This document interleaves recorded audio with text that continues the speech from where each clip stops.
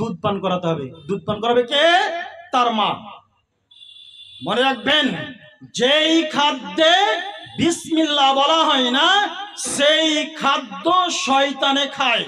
অতএব পিতামাতার দায়িত্ব কর্তব্য হচ্ছে যে বাচ্চাকে যখন খাদ্য প্রদান করবে তখন সে বাচ্চাকে কি করতে হবে? বিসমিল্লাহ বলাতে হবে।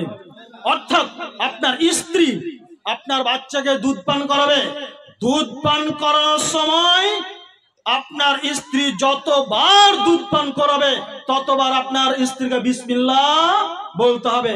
কেন? এই জন্যই যে রাসূল সাল্লাল্লাহু আলাইহি ওয়াসাল্লাম এক জায়গায় বলেছেন, হুযায়ফা থেকে বলে তিনি বলেন, সহিহ মুসলিম হাদিস নম্বর 2017 এর মধ্যে বলা হয়েছে যে রাসূল সাল্লাল্লাহু আলাইহি ওয়াসাল্লাম বলেছেন যে যেই খাদ্যে বিসমিল্লাহ বলা হয় না সেই খাদ্য শয়তান নিজের জন্য হালাল করে নাই। যেই খাদ্যে বিসমিল্লাহ বলা হয় না সেই খাদ্য শয়তান নিজের জন্য হালাল করে নাই।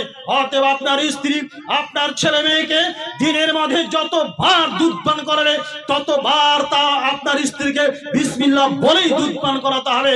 যদি আপনার স্ত্রী বিসমিল্লাহ না বলে 100 বার যদি আপনার ছেলেকে আপনার স্ত্রী দুধ পান করায় তার মানে 100 বার শয়তান আপনার স্ত্রী দুধ পান করেছে।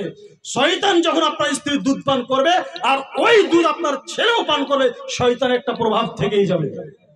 অতএব মনে রাখবেন, ছেলে মেয়েকে একেবারে ছোট থেকেই সুসন্তান করে গড়ে তুলতে হলে এই সব নিয়ম পদ্ধতি ফলো করতে হবে আপনাকে আপনার স্ত্রীকে।